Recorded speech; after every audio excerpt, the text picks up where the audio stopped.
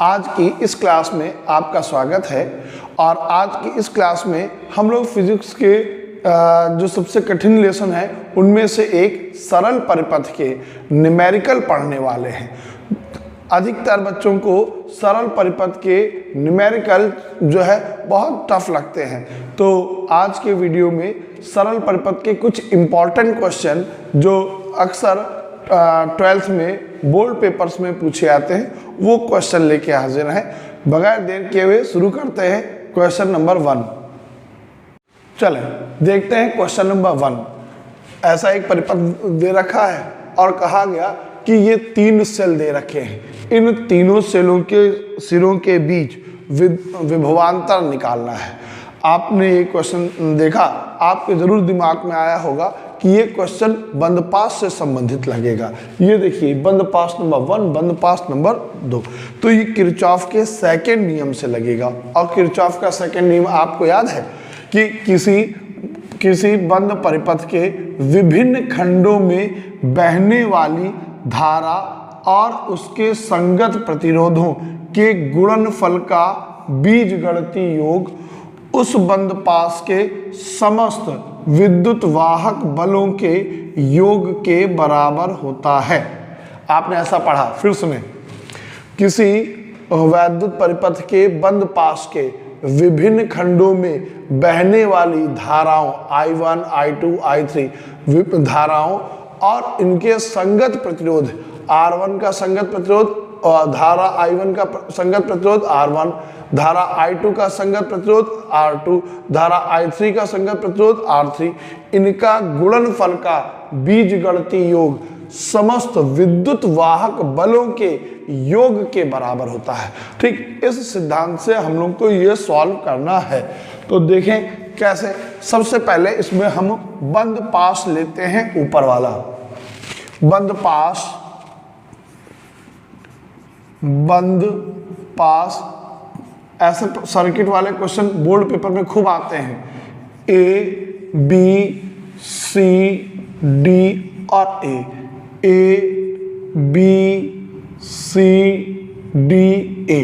तो देखिए यहां मानते हैं धारा ये कौन सी बह रही, I1। ये देखिए हमेशा प्लस सिरे से धारा निकलेगी, माइनस सिरे की ओर जाएगी, प्लस सिरे से निकलेगी, माइनस सिरे की ओर जाएगी, प्लस सिरे से निकलेगी, माइनस सिरे की ओर जाएगी। और धारा एकदम शरीफ है। एक बात ध्यान रखिए, धारा का ये गुण आपको याद रखना है। धारा बहुत शरीफ होती है आपकी तरह, सीधा अपने घर से कोचिंग और कोचिंग से घर, और दाएं बाएं कहीं भी नहीं, कोई पार्क नहीं, कोई चौराहा नहीं। इसी तरीके से कितने भी चौराहे आए, धारा अगर यहाँ से निकली है I1 तो I1 यहीं पहुँचेगी, I2 अगर यहाँ से निकली है I2 यहाँ पहुँचेगी, I3 यहाँ से निकली है तो I3 यहाँ ही पहुँचेगी। तो देखें यहाँ से बह रही धारा I1, तो मतलब इसमें धारा बहेगी I1, तो धारा गुणे प्रतिरोध I1 इंटू R1 का मान कितना, 2। अब जरा ये देखिए ये देखिए आप इन दोनों के मुंह एक जैसे हैं, दोनों एक तरफ धारा बह रही। जब एक तरफ धारा बह रही थी तो दूसरी वाली धारा को हमेशा निगेटिव मानते हैं।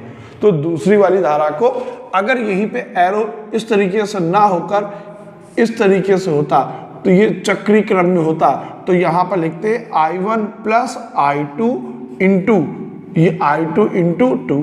ठीक, मगर ऐसा तो है नहीं, ये चक्री क्रम में होता तो यहाँ पर आपका एरो इधर ही है, फिर ये माइनस हो जाएगी, पहले के सापेक्ष माइनस, बराबर। अब आप यहाँ देखिए, यहाँ पर आपके प्लस प्लस से जुड़ा है, विद्युत वाहक बल में माइनस माइनस से जुड़ा है। आपको बहुत बार बताया कि आई जगह प्लस प्लस से जुड़ा हो, माइनस माइनस से, तो क्या करेंगे, इसको घटा देंगे, 6 माइनस 4 बराबर 2। तो अब यहाँ से 2 कॉमन मिल जाएगा, I1 माइनस R2 बराबर 2 cancel, I1 minus I2 equal to 1। इसको समीकरण 2 बनाना, एक नहीं। क्यों? क्योंकि एक हमको पहले बनानी है जब 3 सेल दे रखे हों। जब 3 सेल दे रखे हों तो पहली इक्वेशन बनेगी I1 plus I2 plus I3 equal to 0। ये इक्वेशन 1 बनेगी। जब कभी 3 सेल दे रखे हो तो पहली इक्वेशन आपको बनानी है हमेशा I1 plus I2 plus I3 equal to 0। ये इक्वेशन नंबर 2 बने। कंफर्म। अब दूसरा बंद पास लेते हैं। कौन सा? A F E D A।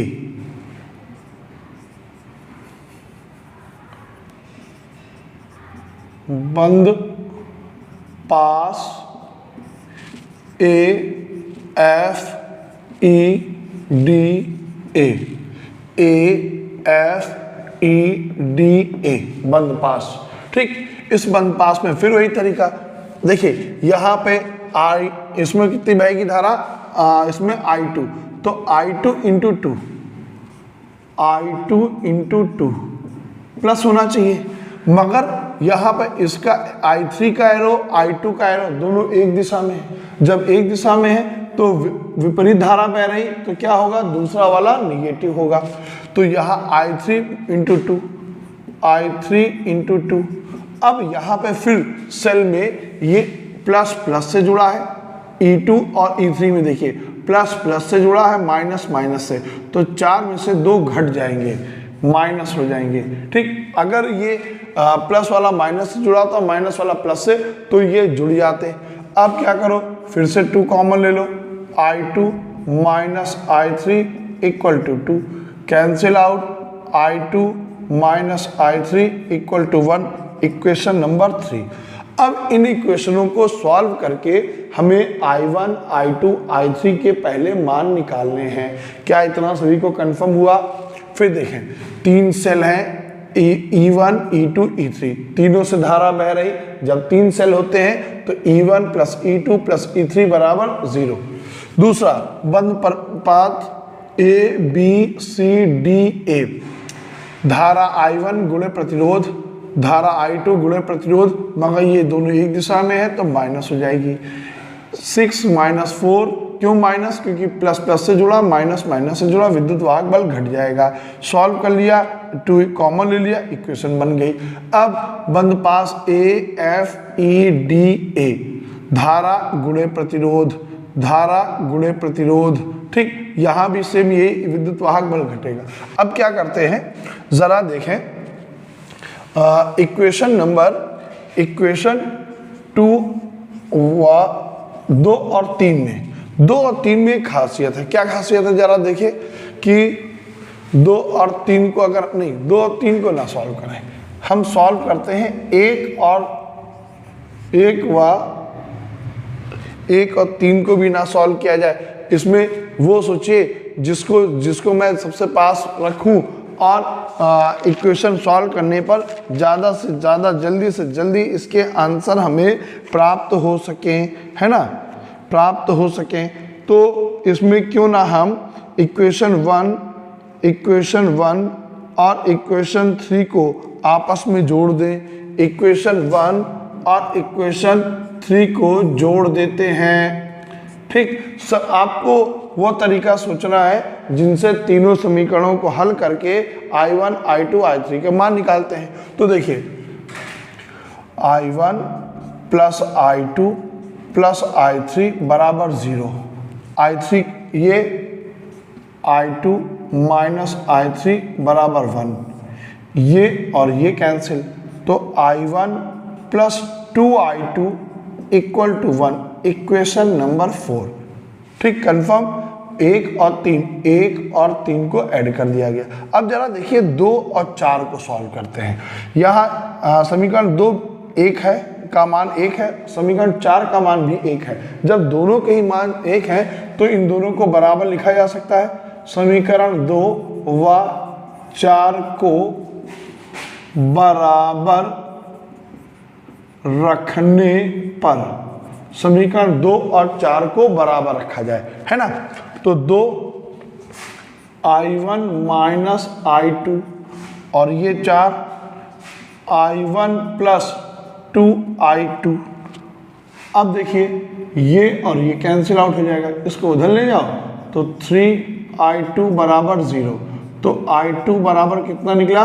0। ठीक, I2 की वैल्यू कितनी आ गई? 0। अब इस I2 का मान आप रख लीजिए इक्वेशन नंबर 3 में। इक्वेशन नंबर 3 में I2 का मान इक्वेशन नंबर 3 में रख देते हैं, यहाँ 0, तो यहाँ पर I3 की वैल्यू कितनी आ जाएगी, -1। ठीक, -1।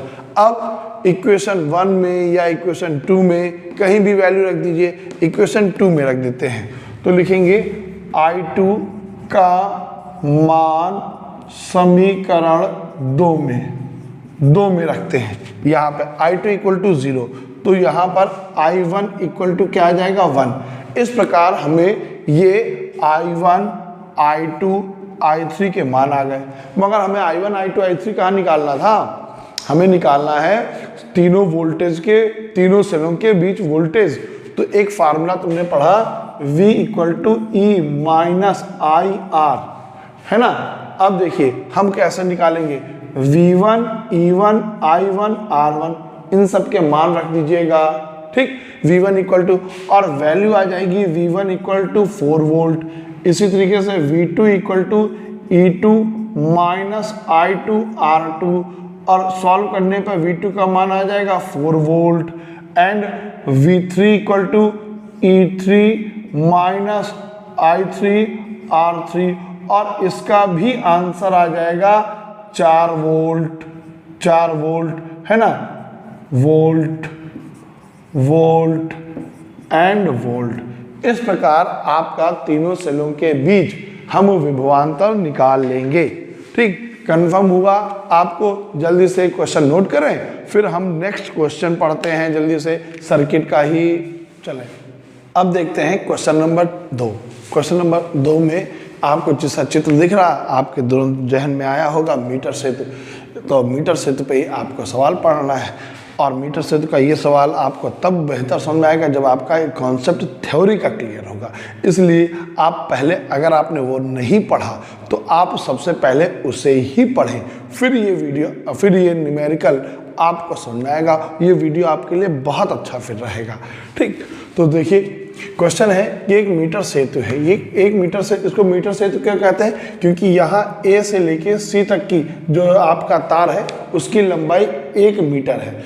1 मीटर मतलब 100 सेंटीमीटर है। ठीक, उसके बाद कहा गया ये S का आपका प्रतिरोध दे रखा है। संतुलन कहा गया, इस जगह से ये संतुलन की अवस्था में है, और ये संतुलन की अवस्था में है, तो इसकी वैल्यू कितनी है, 39 इसको L मान लेते हैं थोड़ी देर के लिए। तो अब यहाँ से यहाँ तक की दूरी कितनी बचेगी, टोटल 100 सेंटीमीटर या 1 मीटर, जिसमें से 39 निकल गया, तो ये 100 माइनस 39.5। ठीक, अब ये आप जानते हो संतुलन की स्थिति में व्हीट स्टोन ब्रिज का काम करता है। तो संतुलन की अवस्था में P/Q R/S। ठीक, संतुलन। अब ये देखिए, ये गैल्वेनोमीटर का आपका एरो है। गैल्वेनोमीटर का एरो सीधा है, तो ये आपको बता रहा है कि ये बैलेंस में है। अगर ये दाएं बाएं होता, अगर ये गैल्वेनोमीटर की सुई दाएं या बाएं होती, तो कहा जाता कि ये जो है संतुलन में नहीं है। अब P इसको मांगते हैं, ये आपका प्रतिरोध P, ये प्रतिरोध Q, ये R, ये S। तो R इंटू S बराबर P की वैल्यू 39 पॉइंट, या इसको L सीधा ले लेते हैं अब किसे, L, और ये 100 माइनस L। ये यहाँ से यहाँ तक का प्रतिरोध P, यहाँ से यहाँ तक का प्रतिरोध Q। टोटल दूरी L, तो यहाँ सॉरी, ये टोटल दूरी 100 सेंटीमीटर, यहाँ से यहाँ तक की इतनी दे रखी।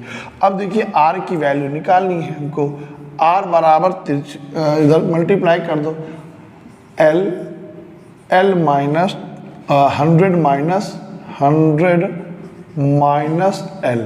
अब S की वैल्यू दे रखी है आपकी 12.5, और L की वैल्यू दे रखी 39.5 इंटू 100 माइनस 39.5। अब इसको माइनस करें, फिर इसको सॉल्व करें।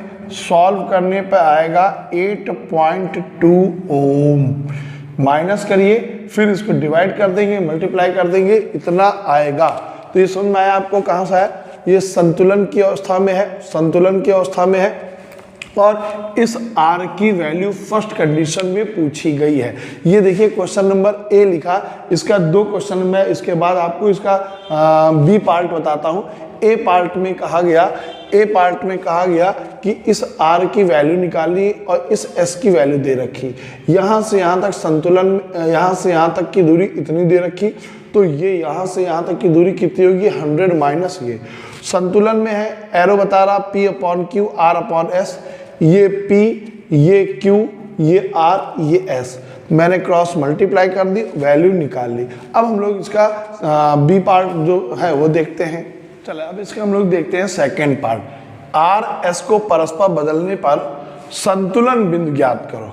संतुलन बिंदु ये अब हमको निकालना है कि ये संतुलन बिंदु का आपका मान कितना रह जाएगा, L की वैल्यू निकालनी है। तो देखिए अब यहाँ पर S/R, पहले देखिए हमने लिखा था R/S equal to L/100 minus L पहले लिखा था। ज़रा वीडियो थोड़ा सा पीछे करिएगा बैक और देखिएगा R/S equal to L/100 minus L लिखा था। ठीक, वीडियो पीछे करके देख ले, फिर वापस देखें। अब मैंने ये कहा गया R/S परस्पर बदल जाते हैं तो L की वैल्यू क्या होगी, तो देखिए क्रॉस मल्टीप्लाई कर दो इनकी, आप मल्टीप्लाई करेंगे RL equal to 100S into LS, L एक तरफ ले आओ, L एक तरफ ले आओ, RL plus SL equal to 100S। अब यहाँ से L कॉमन ले लो, 100 into S upon R plus S। अब यहाँ पे ये देखिए R की वैल्यू मैंने निकाली थी, S की वैल्यू निकाली थी, S की वैल्यू दे रखी है ना। और पहले फर्स्ट पार्ट में हमने R की वैल्यू निकाली थी 100 इंटू 12.5 अपॉन 8.2 प्लस 12.5, इसको ऐड कर लीजिए। ऐड करके आप हल करेंगे तो आंसर आएगा 60.38 सेंटीमीटर। अब क्वेश्चन यही पूछा गया था कि R की जगह S की जगह R कर दिया जाए तो उस समय जो है गैल्वेनोमीटर अगर संतुलन में रहे तो ये डिस्टेंस कितना हो जाएगा। तो मैंने क्या कर दिया, पहले देखिए पहले वाले वीडियो में मैंने लिखा था, थोड़ा सा बैक करिएगा, R/S बराबर L/100 माइनस L। इसमें मैंने पलट दिया, S की जगह R की जगह S की जगह R कर दिया, फिर क्रॉस मल्टीप्लाई कर दी, इसको इधर ले आए, L कॉमन ले लिया, बटे में ले गए और सॉल्व कर लिया। ठीक, कंफर्म है आपको, उतार ले, अगला फिर बताएं। चले अब हम लोग देखते हैं क्वेश्चन नंबर 3। आप देखिएगा मैं आज सारे जो इस वीडियो में आपको चित्र वाले ही क्वेश्चन सब करा रहा हूँ। पेपर में एक क्वेश्चन सर्किट से रिलेटेड जरूर आता है और ज़्यादा नंबर में होता है। अब क्या होता है, उसके साथ में कोई डिफिनेशन या कुछ भी और जोड़ देते हैं, मगर ये मान चलिए कि सरल परिपथ से सर्किट संबंधी एक क्वेश्चन अवश्य होना है। तो अब ये देखिए चित्र दे रखा, दिए गए परिपथ में प्रत्येक परिपथ में धारा का मान निकालना है। ये प्रतिरोध R1, ये प्रतिरोध R2 और ये प्रतिरोध R3। ठीक,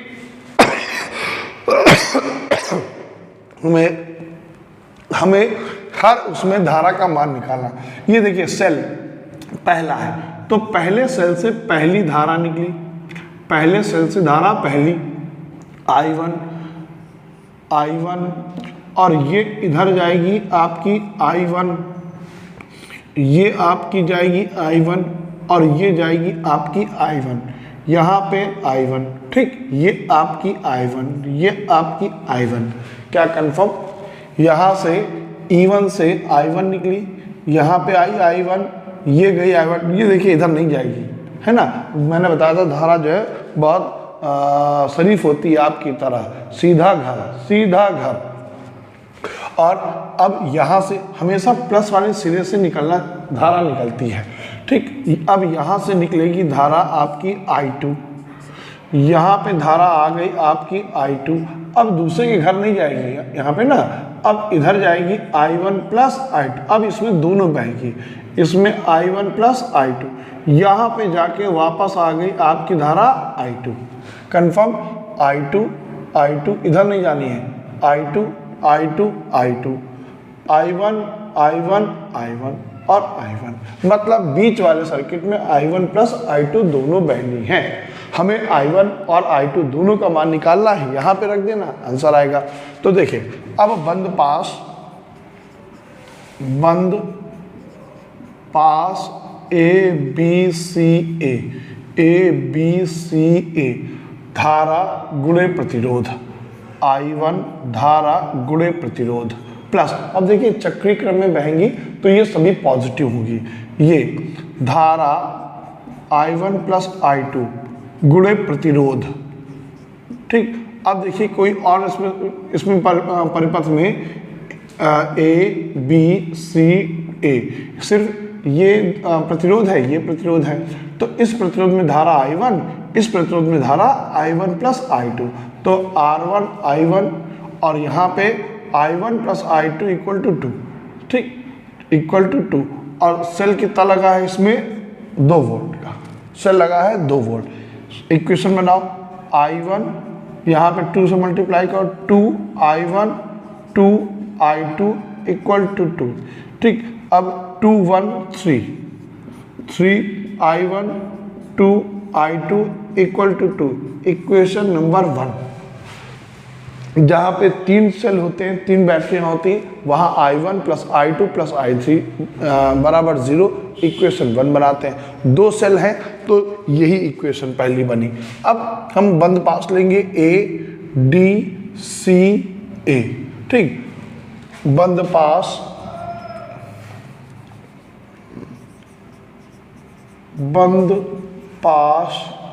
A D C A में देखिए धारा देखिए धारा कौन सी, I2, और प्रतिरोध कितना 1, तो I2 इंटू 1 प्लस चक्रीय क्रम में बह रही इधर, तो धारा कितनी I1 प्लस I2 और प्रतिरोध कितना 2। क्या और इसमें कोई प्रतिरोध लगा है, सिर्फ ये लगा है 1 जिसमें धारा I2, तो 1 इंटू I2, यहाँ पे I1 प्लस I2 इंटू 2, और सेल कितना लगा है इसमें 1 वोल्ट का सेल लगा है, 1 वोल्ट का। ठीक, कंफर्म। अब I2 2 से मल्टीप्लाई करो, 2I1 2I2 इक्वल टू 1। अब 2I1 2 1 3 3I2 equal to 1, equation number 2। अब आपने चर रैखिक समीकरण पढ़े हैं, उन समीकरणों को मैं इन I1 और इक्वेशन नंबर 1 इक्वेशन नंबर 2 आप सॉल्व करेंगे। ठीक, I1 I2 के मान निकालेंगे, तो जब आप सॉल्व करेंगे तो I1 का मान निकलेगा 0.8 एम्पियर। सॉल्व करिएगा, देखिएगा। ठीक, और I2 की वैल्यू निकलेगी, I2 बराबर -0.2 एम्पियर। तो अब इसमें पूछा गया था R1 में बहने वाली धारा का मान I1 है, तो इसमें धारा कितनी बहेगी, इसमें धारा, इस प्रतिरोध में बहने वाली धारा I2 है, कितनी बहेगी इसमें। अब इसमें धारा कितनी बह रही, I1 प्लस I2, इस प्रतिरोध में धारा कितनी बह रही, I1 प्लस I2, तो I1 का मान 0.8, इसका मान -0.2 इक्वल टू 0.6 एम्पियर। ठीक, अब आपको कंफर्म हुआ कि तीनों प्रतिरोधों में बहने वाली धारा कितनी होगी। इस तरीके से हम बंद पास बनाकर समीकरणों को हल करते हैं। अब चलते हैं अगला क्वेश्चन देखते हैं। अब देखें क्वेश्चन नंबर 4। एक ये चित्र दे रखा और इसमें देखिए हर एक बंद पास में 2 सेल दे रखे हैं। इस बंद पास में 2 सेल, इस बंद पास में 2 सेल। ये सेल यहाँ का, यहाँ पे 3 वोल्ट है, यहाँ पे छूट गया और इस वाले की वैल्यू है आपकी 2 वोल्ट। ये आपका 3 वोल्ट, ये आपका 2 वोल्ट का करंट दे रखा है ना। अब जरा देखिए, अब ऐसी सिचुएशन में क्या, और ये I1 I2 जो है वो क्वेश्चन में ही आपको दे रखा होगा। हम अब लिखेंगे बंद पास। बंद पास मतलब बंद सर्किट, कौन सा? बक्सा, बक्सा समझ लो, चारों तरफ से बंद बक्सा। A B C A, A B C A बक्सा, ठीक। ये देखो धारा I1, यहाँ धारा जा रही I1, तो यहाँ पे आपका लगा है 1 ओम का प्रतिरोध, ठीक। तो यहाँ धारा कौन सी आ रही? I1, तो I1 × 1। अब ये धारा इधर आई, देखो शरीफ है, इधर जाएगी नहीं, अब ये बीच का रास्ता निकल लेगी। यहाँ धारा कितनी है? I1 + I2, और कितना प्रतिरोध लगा है? 2। अब ये देखो चक्री क्रम में है, धारा I1 ऐसे जा रही, ऐसे जा रही, ठीक, चक्री क्रम में है, इसीलिए यहाँ पे प्लस हुआ। अब फिर ये इधर पहुंची, अब इधर आएगी नहीं, वापस इधर जा रही I1, और यहाँ प्रतिरोध लगा है कितना? 1, ठीक। देखिए I1 × 1, I1 + I2 × 2, और यहाँ पहुँच के I1 × 1। अब ज़रा देखें सेल कितने हैं। ये देखिए प्लस वाले से प्लस वाला जुड़ा है, माइनस वाले से माइनस, मतलब सेल का विद्युत वाहक बल घटेगा। तो 3 - 2 = 1। क्या कंफर्म हुआ? अब इसको जरा सॉल्व कर लें। I1 2 से मल्टीप्लाई करो, 2I1 2I2 + I1 × 1। अब 1 2 3 3 1 4, 4I1 2I2 = 1 इक्वेशन नंबर 1, ठीक। अब हम लोग बंद पास लेंगे A C D A। बंद पास मतलब बक्सा, बंद पास बक्सा A C D A, है ना, A C D A। तो यहाँ से धारा शुरू होती है। देखिए यहाँ से आपका I2 आया, ये देखिए धारा गुणे प्रतिरोध, I1 + I2, धारा गुणे प्रतिरोध, प्लस यहाँ पहुँचे धारा I2 और प्रतिरोध कितना? 1, प्लस यहाँ पे देखिए आइए धारा कितनी? I2, प्रतिरोध 1, धारा I2 प्रतिरोध 1। कंफर्म हुआ? यहाँ पे धारा गुणे प्रतिरोध, धारा गुणे प्रतिरोध, धारा गुणे प्रतिरोध। अब सेल देखते हैं। अब ये देखिए माइनस वाला सिरा प्लस से जुड़ा है ना, और प्लस वाला सिरा माइनस से जुड़ा है, तो यहाँ पर विद्युत वाहक बल जुड़ेंगे। तो 4 और 2 6। फिर समझे, ये प्लस वाला, ये बड़ी लाइन है जो प्लस वाली है, और छोटी लाइन यहाँ पर, ये बड़ी लाइन है, ये छोटी लाइन जो है माइनस वाली है, ठीक। माइनस प्लस से जुड़ा, माइनस प्लस से जुड़ा, तो क्या होगा? जुड़ जाएगा। अब इसको सॉल्व करो। 2I1 2I2 + I1 + I2 = 6। अब 2 1 3, ठीक, 2 1 3, यहाँ पे I2 होगा, यहाँ पे गलत लिख गया, I2 है ना, 2I1, 2 1 3 1 4, 4I2 = 6। कॉमन ले लो, 2I1 + 2I2 = 6, 2 3 6, तो I1 + 2I2 = 3, इक्वेशन नंबर 2। अब इन दोनों इक्वेशनों को हम सॉल्व करेंगे, ठीक। दोनों समीकरणों को हल किया जाएगा। दोनों समीकरणों को हल करने पर I1 की वैल्यू आएगी आपकी 2/3, 2/3 आएगी, वो भी माइनस की, 2/3 माइनस का। और I2 की वैल्यू आएगी 11/6। I1 का मान -2/3, I2 का मान इतना। मगर हमें I1 I2 नहीं निकालने, हमें A और C के बीच वोल्टेज निकालना है। तो फार्मूला क्या होता है? V = IR, VA - VC निकालना, V = IR। तो A और C के बीच धारा का मान कितना है? A और वी ए माइनस वी सी, धारा ए और सी के बीच धारा कितनी है I1 प्लस I2 और इंटू आर का मान कितना है 2। ठीक, ओम का नियम V बराबर आई आर, V बराबर आई आर, यहाँ पे लिख देते हैं आई आर। अब यहाँ पर I1 प्लस I2 का मान निकालेंगे, दोनों को ऐड करोगे तो 7/3 आएगा। इन दोनों को हल करिएगा, I1 प्लस I2 बराबर 7/3। अब 7/6 आएगा, 3 नहीं 7/6 आएगा बेटा। अब 7/6 आर का मान 2, 2 3 6, तो 7/3 ये आंसर हमारा आ गया किसका वी ए माइनस वी सी ये। ठीक, फिर समझें, इन दोनों इक्वेशनों को हल करेंगे I1 I2 को, तो I1 आएगा -2/3, I2 बराबर आएगा -11 प्लस का 11/6, दोनों को ऐड कर दिया 7/6। ऐड क्यों किया? क्योंकि यहाँ पर हमको A और C के बीच वोल्टेज निकालना, तो V बराबर आई आर, तो A और C के बीच टोटल धारा कितनी I1 प्लस I2, इसीलिए ऐड करेंगे। प्रतिरोध कितना 2। अब इसको हल कर लिया और आंसर आ गया। चलो अब हम लोग देखते हैं नेक्स्ट क्वेश्चन, जल्दी से नोट कर लें बेटा। अब देखते हैं नेक्स्ट क्वेश्चन। एक सर्किट दे रखा I1 I2 I3 के मानों की गणना करनी है धारा में। अब जरा यहाँ पे सोचना है, थोड़ा सा समझना है आपको। क्या समझना है कि यहाँ से धारा निकल रही, यहाँ पे ये देखिए I3 दिखा रहा, I3 यहाँ पहुँच रही, मतलब पक्का यहाँ से I3 ही निकलती है।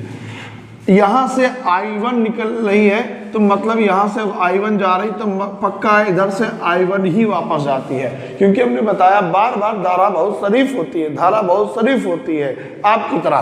ठीक, यहाँ I3 पहुँच रही तो I3 यहाँ से निकल रही, I1 यहाँ से जा रही तो I1 यहाँ पहुँच रही।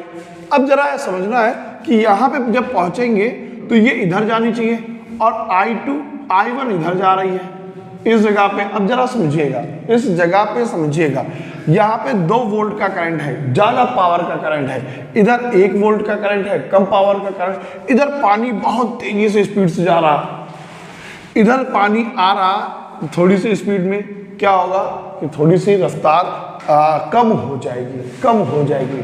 तो इस जगह पर I1 पर जो है वो इसका दोनों का योग हो जाएगा I2 प्लस I3। क्या बात कंफर्म? यहाँ से जो पानी करंट छोड़िए, पानी समझिए, पानी यहाँ से बह रहा है, यहाँ पहुँचा, कुछ इधर पहुँच रहा है इधर, ठीक है।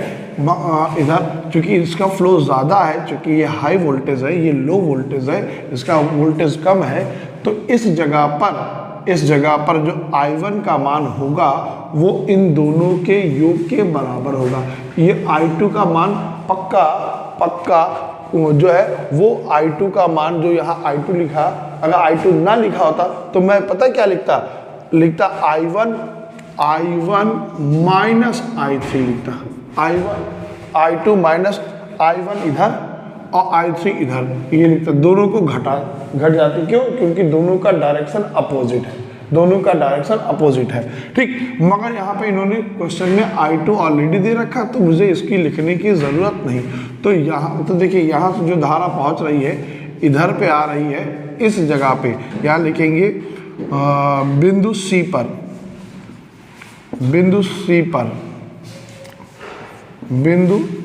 पर ये इसका मान इन दोनों के योग के बराबर होगा, ठीक, इन दोनों के योग के बराबर।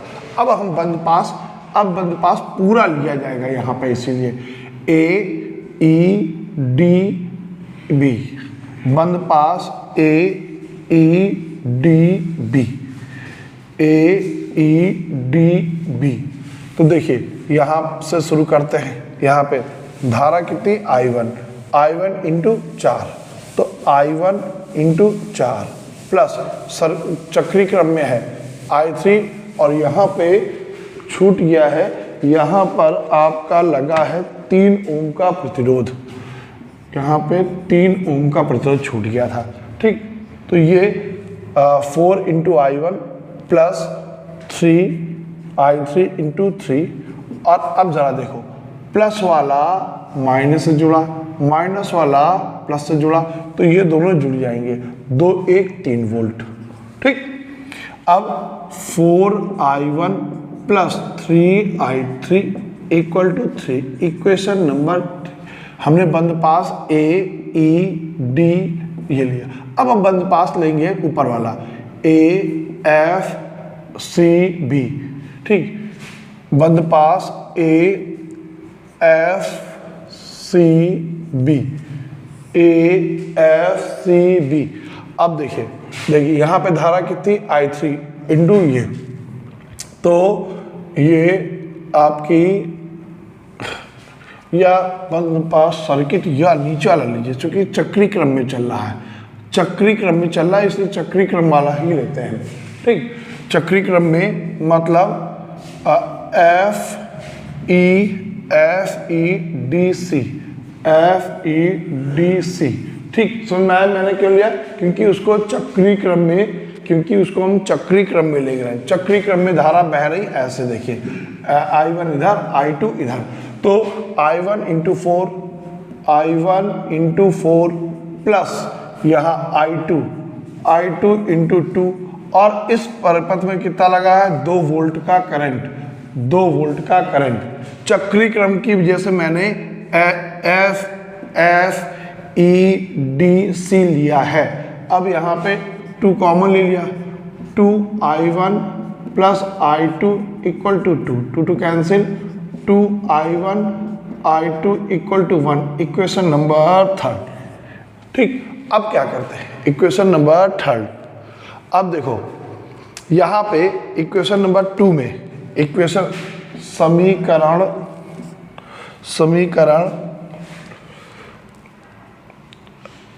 अब इसको सॉल्व करने के लिए आपको 3 इक्वेशन दे रखी, 1 2 और 3। मैं इक्वेशन 2 और 3 दोनों में, इक्वेशन 1 और 2 दोनों में जो है I1 की जगह ये वैल्यू रख देता हूँ। I1 का मान समीकरण 2 व 3 में रखने पर, अब समझे आप, I1 की जगह पे, इस जगह पे I1 की जगह I2 प्लस I3 रख दीजिए, इक्वेशन 2 और 3 के पदों में आ जाएगा। यहाँ पर I1 का मान फिर अगेन I2 प्लस I3 रख दीजिए, 2 के पदों में आ जाएगा। ठीक, अब फिर इन दोनों को हल करेंगे तो आएगा I1 का मान 6/13, I2 का मान आएगा 1/13 और I3 का मान आएगा 5/13, इतने एम्पियर। I1 I2 I3 निकालना था। फिर समझे, इस I1 की जगह पे ये लिख दीजिए I2 प्लस I3, इस I1 की जगह पे लिख दीजिए I2 प्लस I3। 2 इक्वेशन समीकरण 4 और 5 मिलेंगी, 4 और 5 को हम हल कर लेंगे और I1 I2 I3 के मान आ जाएंगे। उम्मीद करता हूँ अब आपके इस सर्किट वाले क्वेश्चन कुछ हद तक आपको समझ में आए होंगे। जितने क्वेश्चन मेरी नज़र इम्पॉर्टेंट थे मैंने आपको बताया, जो इस साल के लिए पेपर में आ सकते हैं। इन क्वेश्चन को बेहतर तैयार करिए, खूब अच्छे से प्रैक्टिस करिए, खूब मेहनत करिए। अगले 1-1.5 महीने जो भी आपके पास समय है, और अच्छे से अच्छा रिजल्ट हासिल करिए, क्योंकि ये सपने आप जो बनेंगे वो आप नहीं, ये आपके माँ बाप के सपने हैं, इसलिए उनको ज़रूर पूरा करें। फिर मिलते हैं नए वीडियो में।